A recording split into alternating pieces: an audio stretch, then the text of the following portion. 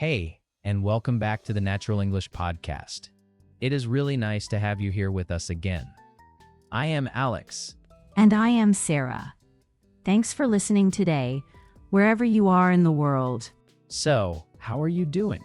Maybe you are on a bus, or walking, or just lying on your bed. A lot of our listeners love traveling, or at least they dream about it, right? Yeah, even when people cannot travel, they still like talking about it. About old trips, about future plans, about places they want to see one day. Exactly. And today we are going to dive into that. But before we start, I have a little listening challenge for you. Actually, two small challenges.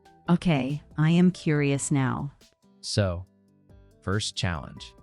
In Sarah's story today, she is going to use one advanced word. The word is transformative. Transformative. It describes something that changes you in a deep way. For example, you can say, "It was a transformative trip for me." Yeah, not just a nice holiday, but a trip that kind of shifts something inside you.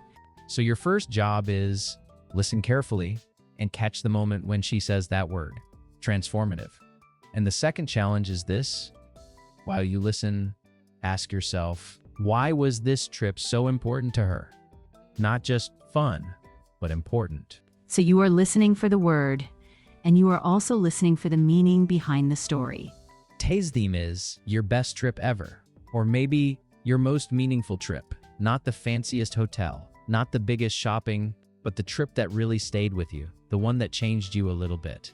Right, we want the emotional part, the personal growth. Maybe a trip where you learn something about yourself or about someone you love. Because at C1 level, you do not just list activities. You do not only say, I went here, I ate this, I took photos. You talk about impact. You talk about your values. You talk about how your perspective changed. Yeah. For example, when I think about one of my best trips, I remember arriving in a tiny coastal town, completely alone. I spent a week walking along empty beaches and having long, slow dinners with strangers who became friends. It was eye-opening and honestly, deeply calming in a way I did not expect. Eye-opening is a nice phrase there. Eye-opening means it makes you see the world or yourself in a new way. You could say, living abroad for a year was really eye-opening for me. Yeah, that trip was like that for me. It was quiet, but also kind of transformative. I went home feeling like a slightly different version of myself. So here is our simple roadmap for this episode. First, we will share some short stories about meaningful trips. Then, we will slow down and look at useful advanced vocabulary and really natural expressions. And finally, we will help you build your own story so you can talk about your best trip in confident C1 English. We will also pay attention to small differences in meaning. For example, when a trip is just fun, maybe it was exciting, but it did not change anything. When a trip is meaningful, it touches something deeper. And do not worry, we will also talk about awkward moments or trips that did not go perfectly. Not just the beautiful social media versions. Oh yeah, the real stories with missed trains and strange conversations and all of that. Exactly. Real life, not just perfect sunsets. So let me ask you something, Sarah. Is your best trip actually your favorite trip, or is that a bit different for you? Good question. For me, my favorite trip might be the most comfortable one. Great food, nice hotel, everything easy. But my best trip, the one that really matters, is the one that was emotionally important, even if it was a little uncomfortable at the time. So as you listen today, try to notice that difference for yourself too. By the end of this episode, you will be able to describe your own meaningful trip and explain clearly why it mattered to you in natural, advanced English. And maybe you will also discover which trip is your real, best trip, not just the easiest one. All right, let us jump into some real stories. Sarah, when you think about your best trip ever, not the most luxurious, but the most meaningful, what comes to mind first? Oh, wow. Okay, one trip appears in my mind immediately. Let me take you there. So, in this part, I really want to hear the story behind one trip. Not just where you went, but everything around it. What was going on in your life at that time? What changed? All of that. Sarah, is there one trip that really stands out for you as kind of a turning point? Yeah, there is, actually. It was a solo trip I took a few years ago to a small coastal town in Portugal. On paper, it looked very simple. Just one backpack, 1 week off work, nothing fancy. But it ended up being, honestly, a really transformative experience for me. Okay, transformative. That sounds big.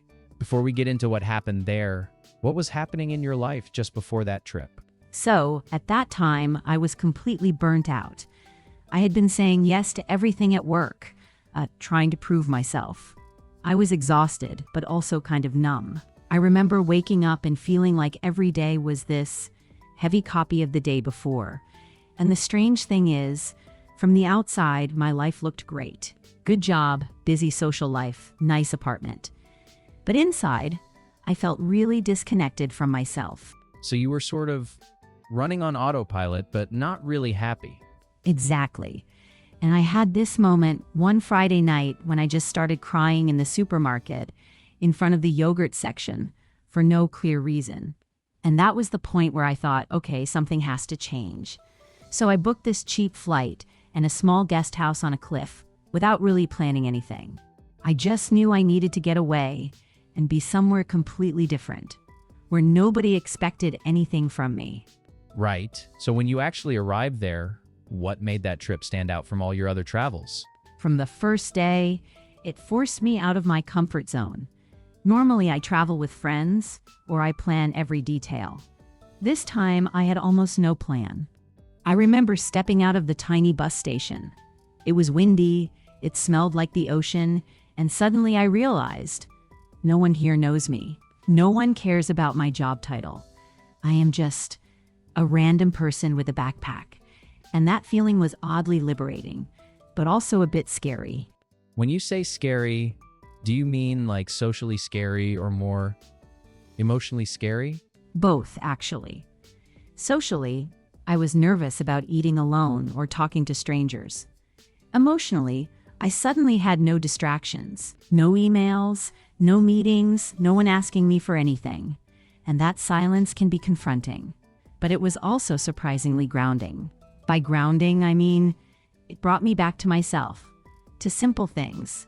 Like I would just sit on a rock and watch the waves for an hour and feel my brain finally slow down. For example, one morning I left my phone in the room on purpose and just walked along the cliffs with no music, no podcasts. At first I felt kind of restless, but then I started to notice tiny details, like the sound of the wind moving through the grass. That simple walk felt more real than my whole previous week in the office. I like that phrase, surprisingly grounding. It sounds like the place kind of held you in a way. Yeah, it did. And there was one specific moment that really shifted my perspective. I joined this small boat trip with a local fisherman. It was just me, an older couple, and him. The sea was a bit rough. I was a little seasick, and I felt fragile, I would say. And he started talking about storms they sometimes get there, real storms, and how small the boat feels in the middle of that. And he said, very calmly, something like, when the sea is too strong, you do not fight it, you just respect it and wait. And somehow, that sentence hit me really hard. I suddenly saw my work life like that. I had been fighting every wave, pushing and pushing, instead of noticing that I was already in the middle of a storm. So when you say the trip was humbling, is that what you mean? You felt small, but in a good way, or more like guilty? Humbling, for me there, meant I felt small and also deeply grateful, not guilty. Just aware that my problems were not the center of the universe. Humbling is like this gentle reminder that you are not as important as you think, but that is actually a relief. For example, sitting on that little boat, looking at the cliffs, I realized how tiny my deadlines really were, compared to the ocean that has been there for thousands of years. It did not make my life meaningless. It just put everything in a calmer perspective. That sounds powerful. But I'm also curious, was it all deep and beautiful, or did you have any awkward, very human moments on that trip? Oh, I definitely had a fail moment. One evening, I tried to join this local dinner at a small family restaurant. I had read that it was common to share dishes at the big table, so I happily sat down, smiled, and started serving myself from the plates in front of me. And then I realized those plates actually belonged to a specific family who were just quietly having their dinner. I had totally misread the situation. The father looked at me, very confused, with half his fish on my plate. Oh no, that sounds painful. What did you do? I was mortified. My face was burning. I kept apologizing in this messy mix of English and very bad attempts at the local language. I even tried to put the food back, which obviously made everything worse. The grandmother started laughing. Then the kids laughed, and finally I laughed too. They ended up inviting me to actually share the meal, properly this time. Looking back, it is hilarious. But in that moment, it was incredibly stressful. That little disaster weirdly made me feel more connected, though. I stopped trying to be the perfect, respectful tourist and just accepted that I was a clumsy human being in a new culture. I love that. So, with the calm moments on the cliffs and the boat, and then this embarrassing dinner, when you came home, did you feel like something in you had genuinely changed? Yes, it was not like magic, but it really was a turning point. I came back feeling lighter and also more honest with myself. I started saying no at work more often. I protected my weekends. And emotionally, the trip felt almost cathartic. Cathartic means it helped me release a lot of built-up feelings in a safe way. Like one afternoon, I cried on a bench overlooking the ocean for about 20 minutes and nobody cared. And somehow, after that, I felt clean. The whole experience was bittersweet too. Sweet, because it was beautiful and peaceful. Bitter, because I realized how long I had ignored my own needs. But that mix made it feel very real. So in this one story, you have a trip that was transformative, humbling, a real turning point, and at the same time a bit awkward and very, very human. Exactly. And those words really fit it for me. It was transformative because it changed how I live now. It was humbling because it reminded me I am small, but okay. And it was cathartic and bittersweet because it let me release a lot while also feeling this gentle sadness. For me, that is what makes a trip truly meaningful. There was a lot of powerful vocabulary in that story. Words like transformative, humbling, cathartic, bittersweet, turning point. Let us slow down in the next part and unpack how you can actually use those when you talk about your own trips. Yeah, and maybe we can also compare those to more stiff textbook expressions and show you some more natural options you can borrow for your own stories. So, Sarah, in your story earlier, there were a few really powerful phrases. The kind of phrases that make a travel story sound meaningful. Not just, it was nice, it was fun. I wrote some of them down. Things like, it was a turning point for me. It really put things into perspective. I felt strangely at home. It pushed me out of my comfort zone. And it was unexpectedly healing. Let's slow down and look at how to actually use these. Yeah, because these little phrases, they completely change the feeling of your story. You go from kind of tourist postcard to something much deeper. So, where do you want to start? Let's start with a turning point. You said that trip was a turning point for you. How can learners use that in their own stories? Okay, so a turning point is a really useful expression. It means a moment when something changes direction. Not just a small change, but a big shift. You often hear, a turning point in my life, a turning point in my career, a turning point in our relationship. So instead of saying, the trip was important, you can say, that trip was a turning point in my life. It tells the listener, this experience changed the story of who I am, not just my mood that day. Right, so it's like saying, before that trip, I was one version of myself. And after that trip, I was a little bit different. Exactly. And you don't need a huge drama.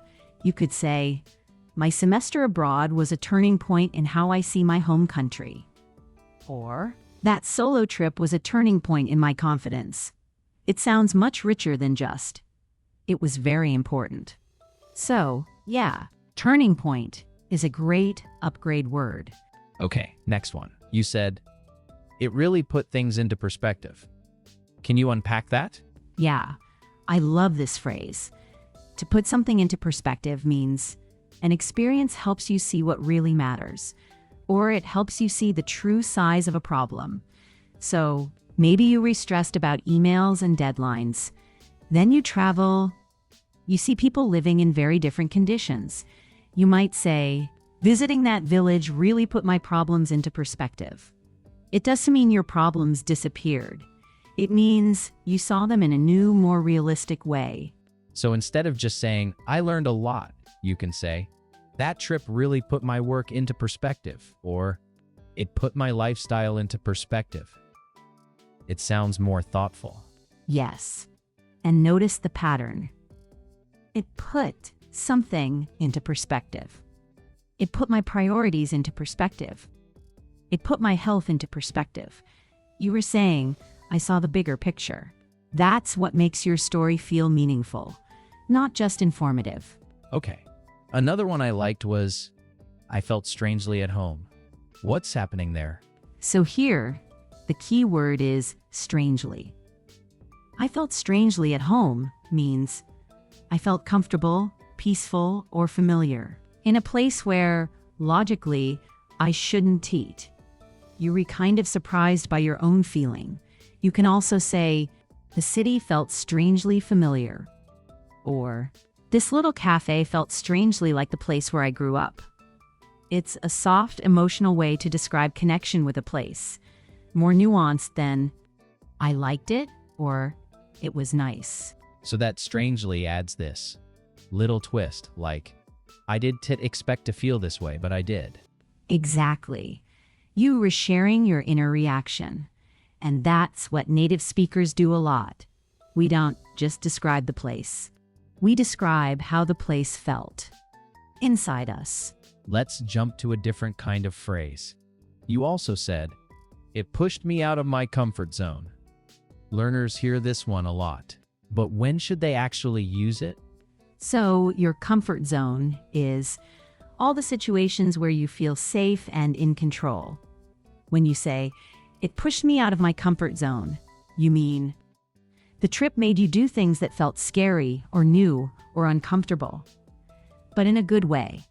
You could say, traveling alone really pushed me out of my comfort zone. I had to talk to strangers and solve problems by myself.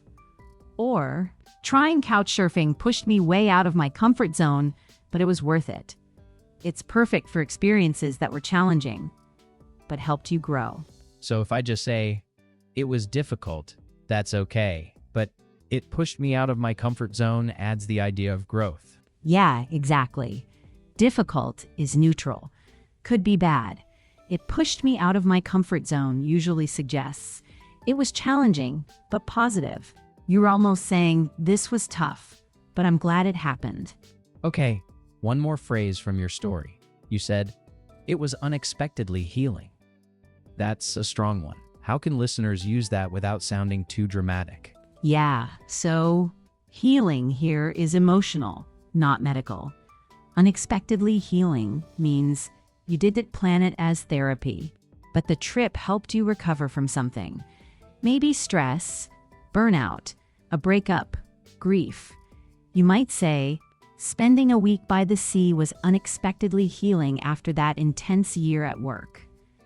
Or, going back to my grandparents' village was strangely comforting, almost healing. You were talking about emotional repair, but in a gentle, honest way. So now I want to play a little game. Robot versus natural. I'll give you the robot version. You give us the natural version. Okay, I'm ready to fight the robot, in a friendly way. First one. My trip to Italy was very interesting, and I wish to describe it in detail. How would you react to that? Yeah? No native speaker talks like that. I'd probably say something like, "That trip to Italy was surprisingly eye-opening. There's one part of it I still think about a lot." Notice a few things.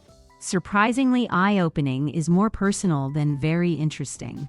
And instead of, "I wish to describe it in detail," I just naturally start hinting at a story. Nice. So you bring in your reaction and a little bit of mystery. Exactly. You invite the listener into the story, not into a school essay. Okay, second robot sentence. This journey was very good and I learned many things about myself. What would be a more natural version? I'd say something like, "It was one of those trips that really changes how you see yourself. It pushed me out of my comfort zone, but in a good way." Here, instead of very good, I describe the effect. It changed how I see myself. And instead of, "I learned many things about myself," I use a more emotional pattern. You could also say, "It wasn't just fun. It was actually really grounding for me." That sounds natural in conversation. So if I just say, "It was fun," is that wrong? No, not wrong at all. Fun is fine. It's just very basic. If you want a deeper conversation, you can upgrade it. For example, "It was fun, but more than that, it was really calming." Or, "It was fun, and it also completely put my priorities into perspective." You keep the word fun, but you add another layer of meaning. I like that idea of adding a layer. Before we wrap this chapter, can we give listeners one or two patterns for explaining why a trip was meaningful? So, not just using because all the time. Yeah. So instead of always saying, "It was meaningful because," you can use patterns like, "What made it so meaningful was." For example, "What made it so meaningful was the people I met."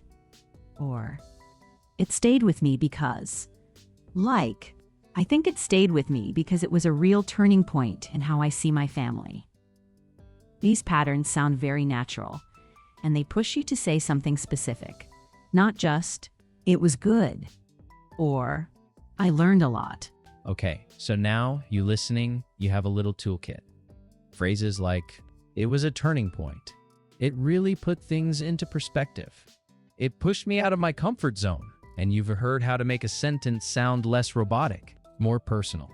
In the next chapter, let's actually use this language, not just talk about it. We'll imagine you were telling a friend about your best trip ever, and we'll guide you step by step through building that story. Sound good? Yeah, we'll move from theory to practice. We'll help you shape your own travel story using these natural, meaningful patterns. So, take a breath. Think of your best trip, and we'll start building your story in the next chapter. Okay, in this part, we are going to quietly build your story. Step by step. No pressure to speak out loud yet. You can just think. Or you can whisper. Whatever feels safe for you. I will give you a question. Then, a little space. And you just answer in your mind, in English. And I will give you some example sentences you can copy or adapt. So you are not starting from zero. You can just take my sentence and change a few details to fit your trip. So first step, choose your trip. Not the fanciest trip, not the longest. Just one trip that stayed with you, a trip that changed you a little, or opened your eyes, or helped you in some way. Let one trip come to your mind now. Just notice the first one that feels important. Okay? Have you got one? Good. Now, in your head, try one clear sentence about that trip. You could start with, "My best trip was when I went to," and then say the place. Or, "One really meaningful trip for me was a journey to," and then add the country or city. All right, now we go a little deeper. Step 2 is the context. What was happening in your life before that trip? What was going on with you, with work, with family, with your feelings? So, think back to that time just before you left. You can use an opener like, "At that time I was," and then describe your life. Or, "Just before that trip I had," and then say what you had done or what had happened. For example, "At that time, I was completely burned out at work." Burned out means you felt exhausted and empty because of stress for a long time. Or, Just before that trip, I had ended a long relationship, and I felt a bit lost. So now, your turn in your head. Think of one or two short lines about the context. Why did you maybe need that trip at that moment? Start with, at that point in my life, and just finish the thought. I will give you a few seconds. Keep it simple, but honest. If it helps, you can also say something like, I was under a lot of pressure because, and then give one reason. Or, I was really craving a change, so. And then say why you wanted to get away. Craving a change just means you really, really wanted something different in your life. Nice. You have the context. Step 3, the heart of the story. The key moments. I want you to choose one or two specific scenes from that trip. Not the whole week. Not every detail. Just the moments that are still sharp in your memory. The ones that come back when you think about that trip. You can start those moments with phrases like, there was this one evening when, or, I remember standing there thinking, at one point, and then describe what happened. Try to see the picture in your mind, the light, the sounds, the people around you. So now, choose your first key moment. Maybe a view, maybe a conversation, maybe a tiny, quiet scene. In your head, try to make one longer sentence about that moment. You can use, there was this one moment when, and then say where you were, who was there, and what happened. Focus on what you saw and what you felt. For example, I might say, there was this one evening when we got completely lost in the old part of the city, and suddenly we turned a corner and found this tiny, beautiful square with a fountain. Or, I remember standing on the hill watching the sun set over the sea and thinking that my problems suddenly felt very small. Let that help you. Now, in your mind, build your own sentence. Start with, there was this one time when, and then just let the picture come. Do not worry about perfect grammar. Just get the feeling in English. I will be quiet for a moment so you can do that. If you want a second moment, you could add something like, another moment that really stayed with me was when, and then describe a different scene. Maybe something calmer, or something funny, or even something that felt difficult at the time. And this leads to the next part. Step 4, the imperfect parts. The things that did not go well. Maybe something awkward, maybe a problem, maybe a small disaster that you can laugh about now. These actually make your story more human, more real. Yes, and we can use a nice expression here, in hindsight. In hindsight means when you look back later and you understand the situation better than you did at the time. For example, in hindsight, getting lost was the best thing that could have happened. It means, at the time it felt bad, but later you saw the value. So think of one thing that went wrong on that trip. It does not have to be huge. Maybe you missed a train. Maybe you argued with someone. Maybe the weather was terrible. Just choose one. And in your head, try a line like, at one point and then say what went wrong. Or, there was a really awkward moment when, and then tell it. Let me give you a couple of models. You can copy the structure and change the details. For example, at one point, I completely misunderstood the bus schedule and ended up in the wrong town. Or, we were exhausted and we snapped at each other over something tiny, like where to eat. Then you can add a reflective part. Something like, in hindsight, that argument actually brought us closer because we finally talked about what we both needed. All right, your turn again, quietly. One sentence for the problem. And, if you can, one sentence for what you learned from it. You might say, it felt terrible at the time, but, and then finish the idea. I will give you a short pause. Just shape the words in your mind. If a full sentence feels too much right now, even a short piece is okay. Like, at one point, everything went wrong. Or, in hindsight, I am actually glad we got lost. You can add more detail later when you are ready. Now we go to the final step. Step 5, why this trip matters. This is the meaning, the deeper part. So ask yourself, after that trip, what changed for you? In your attitude, in your habits, in your relationships, or even just in how you see the world. Some useful sentence starters are, that trip was a real turning point because, A turning point is a moment when things start to change direction in your life. Or, it really put my everyday problems into perspective. That means it helped you see your daily problems as smaller or less serious compared to the bigger picture. And another one, it reminded me how much I value. And then you say what is important to you now. So, in your head, choose one of those and finish it. For example, that trip was a real turning point because maybe you changed your job, or the way you spend your free time, or how you take care of yourself, or it reminded me how much I value time with friends or nature or silence or adventure.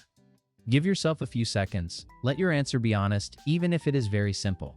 And if you want to connect it to now, you can add a final line like, even now, when I think about that trip, and then say how you feel or what you remember. For example, even now, when I think about that trip, I feel calmer. Or, I remember that I am stronger than I think. Maybe you are thinking, my sentence sounds a bit strange.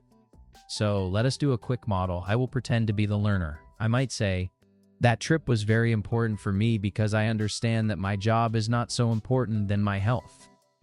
It is okay, but it is a little awkward. Yeah, and we can just lightly polish that. I would say, that trip was really important for me because it made me realize that my job is not as important as my health. So we changed I understand to it made me realize. And we changed not so important then to not as important as. Same idea, just a bit more natural. So if your own sentence feels a bit messy, that is fine. You can always adjust it later like Sarah just did with mine. The important thing right now is that you have the structure in your mind, context, key moments, imperfect parts, and the deeper meaning. You have basically built a complete story outline in English inside your head. That is a big step. Later, you can sit down and say it out loud or record yourself and slowly improve each part. But the foundation is there now. So before we move on, just quickly review your trip in your mind. One sentence for what your life was like before. One or two for the key moments. One for something that went wrong. And one for why it still matters to you. Try to see it as a little movie with English subtitles. And remember, you do not need perfect language to say something meaningful. Your story is already interesting, just because it is true for you. The language will grow around it, little by little, as you practice. We have talked about what happened on your trip and why it mattered. But there is another layer. Something bigger. What does travel actually mean to you now? Why do these trips stay with us for years, sometimes for a lifetime? I love that question. And honestly, I think my idea of a good trip is very different now compared to when I was younger. It is much less about ticking off famous places, and much more about how it changes the way I see my everyday life. Let us explore that together in the next part. So, when you look back at all your trips, not just the perfect ones on social media, what patterns do you see, Sarah? Like, what actually makes a trip meaningful for you now? That is such a big question. Let me think. In hindsight, I have realized that the trips that stay with me are rarely about ticking off famous sites. They are more about connection and about feeling kind of untethered from my normal routines. You know, those moments when you feel a bit outside your usual identity and you see yourself differently. Right. So not just the classic tourism thing of, take a photo, move on to the next place. Exactly. I do not want to sound judgmental, because sometimes a simple touristy trip is fun and totally fine. But for me, I notice a difference between what I would call superficial tourism and deeper experiences. And by superficial, I just mean very quick on the surface. No time to really feel the place. What really stays with me are the trips where I had real conversations, or I faced something uncomfortable in myself, or I slowed down enough to notice small details. I like that you said, I have realized, and in hindsight. Those are really useful phrases, because they show that your opinion has changed over time. Yeah, and you can use them too. For example, you can say, I have realized that my favorite trips are the quiet ones. Or, in hindsight, the trip felt important because I finally slowed down. Those little phrases help you sound reflective, more advanced. Okay, now I want to turn this back to you, listening. So, think about your own trips. Just in your mind for a second, are your favorite trips the luxurious ones? Beautiful hotels, perfect planning? Or are they the messy trips where something went wrong, but you grew from it? You do not have to answer out loud, of course. You can answer in your own language, or in English if you want extra practice.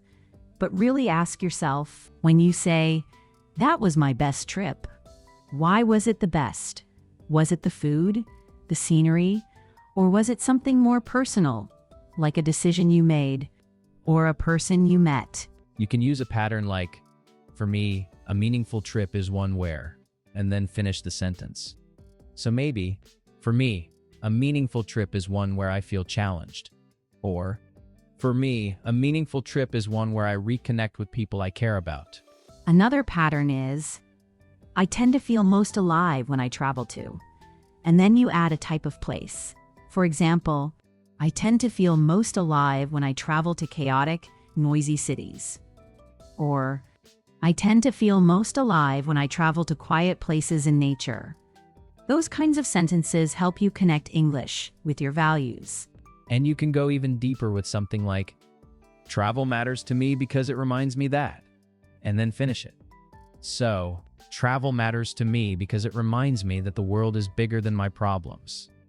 Or, travel matters to me because it reminds me that people are kind, even when we do not share a language. Yeah, those are really powerful, and you can personalize even more. For example, I have come to value trips that are slow, even if I see fewer places. Or, I used to think travel was all about collecting photos, but now I see it as a way to understand myself better. Notice that structure. I used to think, but now I see it as. It is great for showing how your thinking has changed. Let us talk about something else you mentioned. You talked about feeling untethered. That is a beautiful word. Untethered basically means not tied down, not attached, like when a boat is not tied to the dock anymore. So in travel, feeling untethered can mean you feel free from your usual roles, your usual schedule. Yeah, you might say, for example, on that trip, I felt completely untethered from my daily routine, and that was scary but exciting. It is a very C1 kind of word, because it describes an emotional state in a subtle way. Now, I want you to think about the style of trips you are drawn to. Do you feel more attracted to quiet, restorative trips where you rest, reflect, maybe read a book by the sea? Or do you feel more excited by intense, challenging trips, maybe hiking for hours or going somewhere that feels unfamiliar and confusing at first? You could say something like, these days, I am more drawn to calm, restorative trips because, and then explain your reason. Or, at this stage of my life, I prefer challenging trips that push me out of my comfort zone because, this way, you are not just talking about places, you are talking about who you are right now. And remember, your best trip ever does not have to be far away or expensive. One of my most meaningful trips was just a simple weekend away, not very far from home. Nothing dramatic happened. But I had this long, deep conversation with a friend, and I made a pretty big decision about my life. In the moment, it felt ordinary. Later, I realized it was quietly meaningful. I love that phrase, quietly meaningful. It is a nice way to say that something was important, but not in a loud or obvious way. You can also say a trip was surprisingly profound. Profound means very deep emotionally or intellectually. So maybe you expected just a fun weekend, but it changed how you see something. So are you saying, even a stressful work trip could be meaningful? Actually, yes. In the moment, a work trip can feel exhausting and annoying. But later, you might realize it showed you your limits or your strengths or what you do not want in your life anymore. You might say, at the time, That business trip felt horrible, but in hindsight, it was strangely important because it made me change direction. So, meaningful does not always mean comfortable. So, for you listening, your best trip ever is not just the prettiest photos. It is really about what you value, what you notice, what you remember later. And now, you have some language to express that. Phrases like, I have realized that. Or, for me, a meaningful trip is one where I used to think travel was all about, but now I see it as. Exactly. And we are going to build on that. In the next part, we will quickly review the key phrases and ideas from today, and then give you one small challenge you can do after listening to connect these words to your real travel memories. So, we are coming to the end of this episode of the Natural English Podcast. And I just want to take a quiet moment here to pull everything together. Yeah, take a breath with us for a second. You have listened to a full story, looked at the language, and you have started shaping your own trip in your mind. That is a lot of work, actually. If you think back to the journey today, first, you heard my questions and Sarah's story. Then, we slowed down and looked at natural, advanced phrases. After that, we helped you build your own story, step by step. And finally, we went a bit deeper into what travel really means for you. And now, this last part is about taking all of that out into the real world, so that it does not just stay in your headphones. Let us quickly highlight just a few phrases. Not everything, just the ones that can really change how you sound. One big one was, it was a turning point for me. A turning point is a moment when something clearly changes direction in your life. Like, that solo trip was a turning point for me. I stopped doubting myself so much after that. Another one that I really love is, it pushed me out of my comfort zone. Your comfort zone is the safe, familiar area of your life. So when you say, that trip pushed me out of my comfort zone, you mean you had to do new, maybe scary things. For example, traveling alone for the first time really pushed me out of my comfort zone, but in a good way. And one more, it really put things into perspective. This means the trip helped you see what really matters. It made some problems look smaller and some values look bigger. For instance, seeing how simply people lived there really put my own worries into perspective. We also use phrases like, it was unexpectedly healing, and it stayed with me because. These are beautiful for talking about the emotional side of a trip. They help you sound honest and not like you are reading from a textbook. And remember, you do not need to use all of them at once. Even 2 or 3 good phrases used naturally can make your story sound much more advanced and much more you. Yeah, and we also had some reflective structures. Things like, in hindsight, which means when you look back now, you can see something more clearly. For example, in hindsight, that stressful trip actually helped me grow. Or, I have realized that meaningful trips often change how I see myself. Okay, let us turn this into action. Here is your simple challenge. In the next day or two, I want you to tell your own story. Either write it or record yourself speaking for 2 or 3 minutes. Not long. Just like a real conversation. And when you do it, try to use at least 2 or 3 of the key phrases from today. Maybe, it was a turning point for me. Or, it pushed me out of my comfort zone. Or, it really put things into perspective. Or, in hindsight. And, very important, when you practice, do not imagine an exam. Do not imagine a teacher with a red pen.